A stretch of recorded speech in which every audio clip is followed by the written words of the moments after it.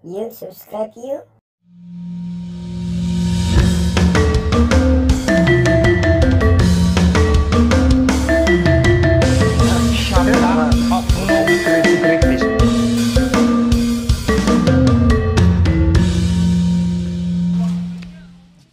Oke, balik lagi kita ke part 2 Chaotish, episode yang kesekian. Nanti silahkan lihat di ini aja ya. Bukan lupa karena editornya biasanya yang milihnya editor. Ini episode berapa, ini episode berapa. Kalau misalkan ternyata kalian ini tidak menarik episodenya, nanti ditaruh di tahun depan. Gak usah ditayangin Nggak usah aja. ditayangin. Oke, kita lanjutkan nih. Ya, kita tadi sampai pada diri ya. Jadi memang orang lain itu berpengaruh. Tadi contohnya Agnes tadi menghadapi orang lain yang berarti mayoritas dari SMA tuh banyak ya tanda kutip orang yang ngejahatin kamu gitu ya. Merasanya sih seperti itu. Ngerasa kepedean berarti kamu. Mungkin orang lain tuh baik sama kamu gitu.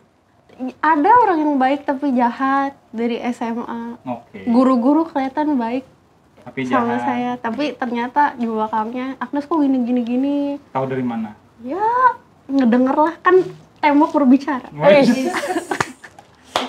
Jangan-jangan cuma ini aja negative thinking aja tuh. Iya. Atau insecure. Mungkin, tapi kan waktu itu kan mentalnya masih belum stabil kan. Oke, mentalnya belum Kalau stabil. stabil bagaimana itu? Nah, gimana caranya menstabilkan mental? Menstabilkan mental. Gimana Om? Itu pertanyaan yang susah-susah gampang. Ya. Banyak susahnya daripada gampang. Iya. Kenapa susah? Gimana? Karena memang pada dasarnya mental kita tidak akan bisa stabil kalau kita tidak pernah menghadapi yang berat-berat. Maksudnya menghadapi rintangan yang berat-berat. Masalah gitu.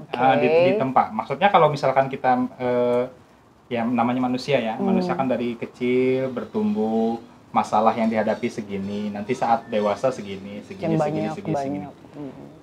Mental yang stabil menurut Om pribadi itu adalah mental yang dia sudah mampu menghadapi masalah yang datang. Tapi ya ada aja masalah yang kadang-kadang lebih besar daripada mental kita. Dan itu yang banyak terjadi di masa sekarang. Masa sekarang ini penyakit yang paling wabah bukan corona ternyata. Apa itu Om? Tapi Mental. penyakit mental, depresi, anxiety disorder. Nah itulah salah satu tujuan kita bikin YouTube ini adalah membantu teman-teman yang di luar sana supaya tidak terlalu banyak depresi ya. Coba senyum sedikit biar nggak kelihatan kayak depresi gitu. Kayaknya yang diundang yang depresi ya. Aduh. Enggak. Ups, ketahuan. Pasca depresi kan. Pasca depresi. Oh, sekarang udah happy. Udah dong. Udah lulus. Udah. Belum lulus. Masih depresinya masih berlanjut. Iya, berlanjut. Oke. Tadi masalah stabil dan tidak stabil itu sebenarnya bagaimana kita manage diri. Nah, cara memanage-nya bagaimana? Kita harus sadari dulu. Nih, hari ini nih. Tonton sampai habis ya. Tonton sampai habis sampai part 4 ya.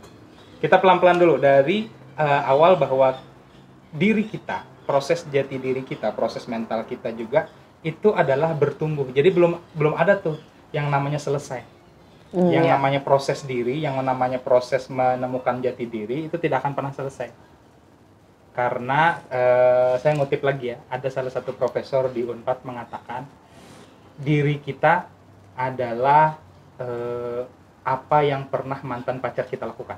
Berat kan? Oke. Diri kita yang sekarang adalah apa yang mantan pacar kita pernah lakukan. Kata ibu itu ya.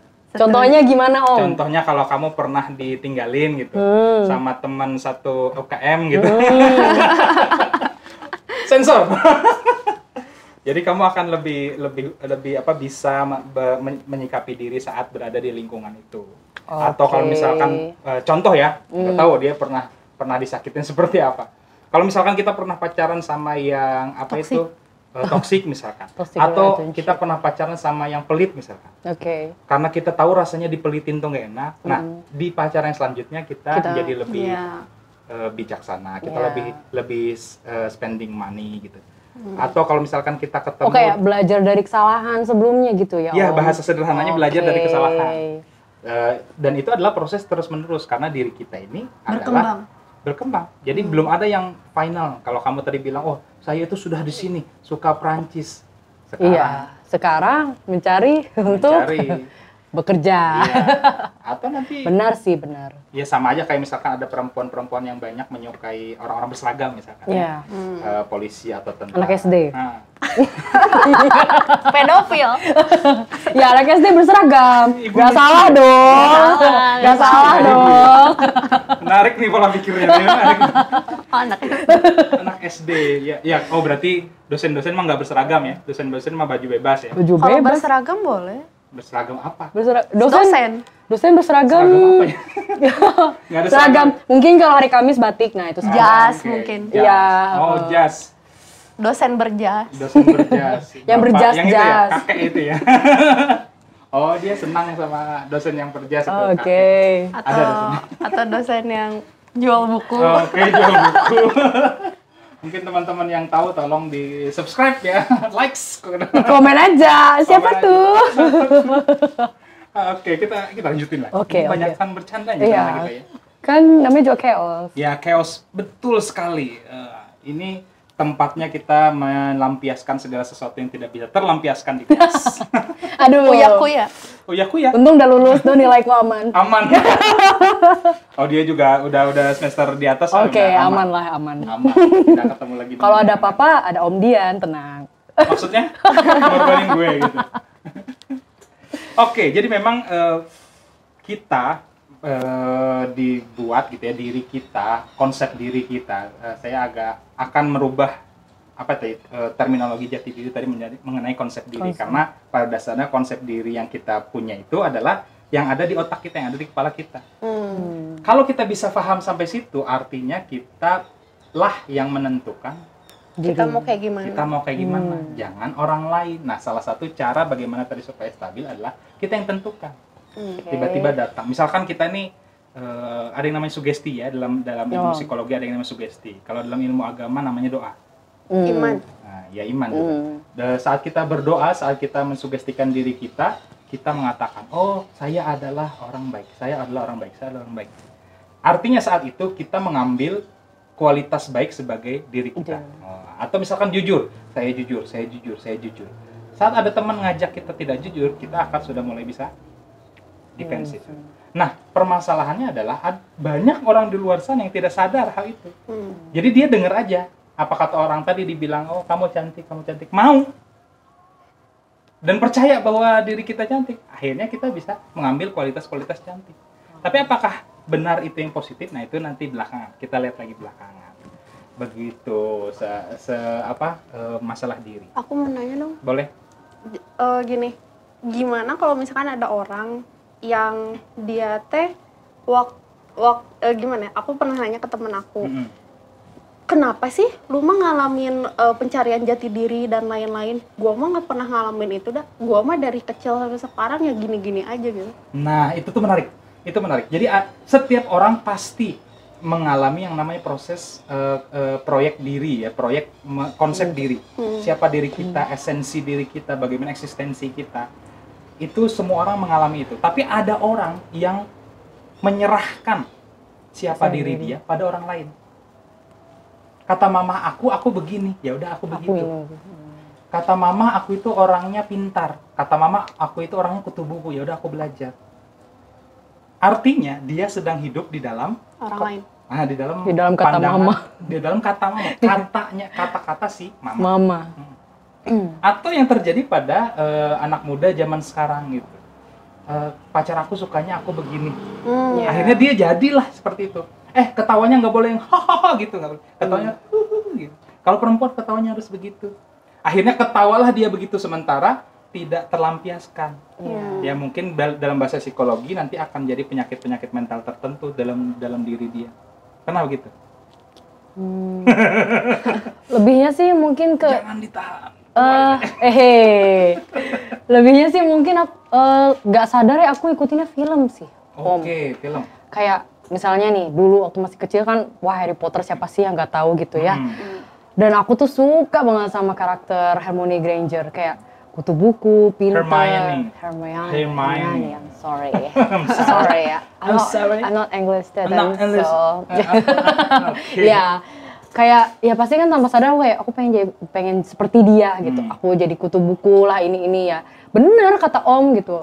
tanpa sadar aku jadi suka baca buku, aku jadi rajin ngerjain terus. Padahal dulu sebelum-sebelumnya kayak ya aku santai aja dengan hal-hal seperti itu gitu, Betul. atau dengan buku, dengan ini. Jadi memang benar sih Om, kayak kita jadi ngikutin kata orang atau ngikutin kayak apa yang disuruh orang atau apa yang kita dapat dari film atau dari buku gitu kan. Ya, secara prinsipnya bahwa apa yang dikatakan orang sebenarnya ya pada dasarnya itu menjadi sesuatu yang kurang baik bagi diri kita. Entah itu positif atau negatif. Oh gitu. Karena akhirnya kita akan menjadi apa yang diinginkan orang itu. Tapi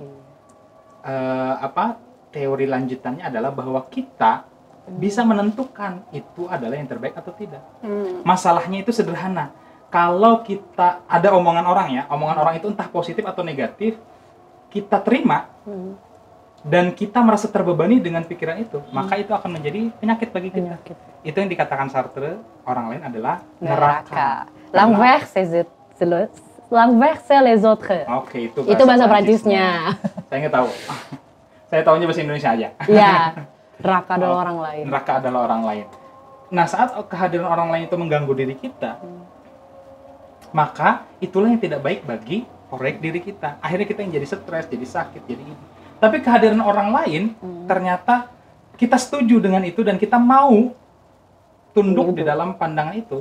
Meskipun kita hidup dalam pandangan orang lain, tapi tetap saja kita tetap merasa bahagia dalam itu. Apakah salah? Ya itu untuk salah dan benarnya tidak kita bicarakan di sini. Karena yang paling penting adalah bagaimana kita memanage diri kita supaya tidak sakit secara mental sih, tidak terbebani secara mental. Begitu. Meskipun pernah punya pacar toksik misalkan. Tapi kalau kita mau aja ditoksikin, ya udah. Kan ada orang yang begitu ya. Iya. Disakitin pacarnya tapi seneng. Masokis. Nah, itu. Atau istilahnya diselepet, apa bahasa Indonesia? Diselepet. Apa bahasa Indonesianya? Pukul mungkin. Apa? Di plak ya? Ya, Tampar, dipukul atau disentuh dengan kekerasan fisik. Benar. Ya, jadi ada orang yang senang begitu. Jadi kita tidak bisa memukul rata memang ya.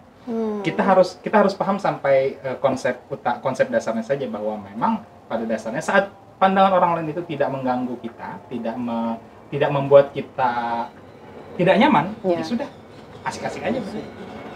Ada caranya untuk bersikap masa bodoh nggak? Kayak gimana ya? Oh iya, salah satu cara untuk kita bisa menolak pandangan orang lain, salah satunya adalah acuh tak acuh. Pengen tahu cerita lanjutannya? Jangan kemana-mana, ikuti part ketiga.